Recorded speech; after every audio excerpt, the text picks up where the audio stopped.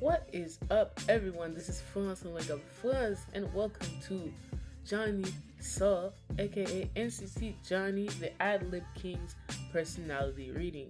If you've watched any of my other personality readings, you know the format goes. We've got the on-camera personality, the off-camera personality, and that buffer zone in between. So first off, let's just get started with what he's like on camera. On camera, pile 1, we've got Death, 10 of Pentacles, reverse, King of Swords, Queen of Wands. So, this tells me that he probably does his best to act like he's got a lot of depth to his character. If not this, it also feels like he could be trying to put out a lot of that, stereotypical, assumed energy of Scorpios, that very much sexy, sultry, impenetrable kind of vibes. Queen of Wands, flirty, super ambitious, a little bit hype, that kind of energy that tends to draw people in. King of Swords, okay, so I'm gonna be quite frank with you. He probably does end up showing his arrogance off sometimes on camera. However, he does it in such a way that it's received as digestible, or it's not really taken as seriously, when in reality it really is having his head in his own ass. 10 of Pentacles reversed, he be doing his best to act like he's probably not rich, and like he's just a normal, relatable guy, when in reality he's rolling in money. Which, I mean, honestly, all of these qualities really aren't the worst of the worst. Let's talk about what he's like off camera, and then we'll speak about the buffer zone in the middle and the overall bottoms. So what he's like off camera, yet again, King of Swords, 5 of Swords, Page of Wands, and 9 of Cups. So King of Swords also reaffirms to me that he's probably, whenever he puts off that big, head honcho, big dick, pissing match kind of energy, arrogance, it's the same off camera, so you don't have to worry about him playing at least that part of his personality off just for kicks. 5 of Swords, he's probably a little bit of a shit stirrer.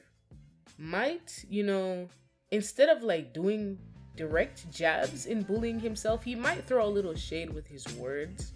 I feel like he gets other people to do it for him by passing around little bits of information and little things, so one person will commit something to the other, if that makes any sense. Page of Wands, he's probably very fond of going places, doing things, exploring on his own. He gives off a little bit of that, solo trip kind of desiring person kind of vibes. Like, he'd probably be perfectly fine doing silent vlogs of him going on vacation if they were to get him clicks, as that is frankly said. 9 of Cups, he's probably a pretty happy person. Ain't nothing wrong with that. Pretty happy-go-lucky and chill kind of vibes. So let's talk about the buffer zone. Wheel of Fortune, the Sun, Ace of Pentacles, and 6 of Cups. So it feels like he might have a tendency to go back to old times of nostalgia, or when he was younger, and look back on it. But he always likes to skim over the surface, almost as if he's afraid to poke any deeper with that. The Sun generally giving off not necessarily toxic positivity, but he prefers to keep everything light and easy, which is what that's giving me. Not necessarily childish or super immature. Some of this could denote immaturity, but this card specifically is giving me the vibes of he just prefers not to go all the way in deep at all. It's so much better for his mental health and space for him to just leave it where it is. Stick to surface level and above. Wheel of Fortune, Ace of Pentacles. He's probably, when it comes to his ideas, they're probably a bit tame, and the way he's thinking is a bit tame, even though it does give out quote-unquote crackhead energy. It's much more tame than one would assume. Wheel of Fortune, this man will never struggle in his life. And there's really nothing super crazy in here. Let's talk about the overall bottoms and the peakers. Overall bottom, the Strength and 2 of Cups, peaking on 9 of Cups, Hierophant, Justice, the Emperor, and 9 of Cups yet again. 8 of Pentacles, 5 of Wands, Queen of Cups, and 2 of Pentacles. So he can be a bit more emotional than one would see or assume. However, this is just not something that he ever really shows. It's almost like he himself, or maybe some circumstance in his life just taught him to like padlock that part of his emotions, and somehow he's managed to successfully succeed in splitting off part of himself. All of the parts of him that get angry or irritated or upset, those quote unquote negative emotions, are just walled off. All that's left up front is like happy, positivity, joy, excitement, and he like never likes to go back there. It's almost like having a dark room in a haunted house that you like, you're always telling your guests, we don't go into that room.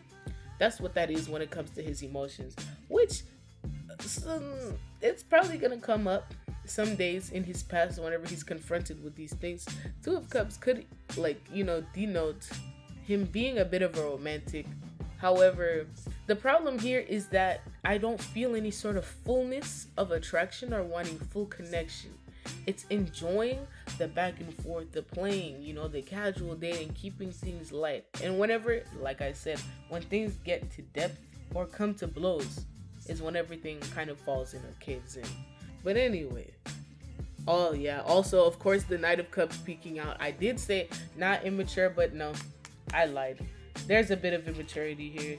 He is a little bit emotionally stunted rather than emotionally constipated, which is not too bad. Then again, I mean, what were you expecting from this reading? So I think that is it from me. Thank you so much for listening. Please feel free to listen to another, and I am out. If you can't get down with the get down, don't get down with friends. I know.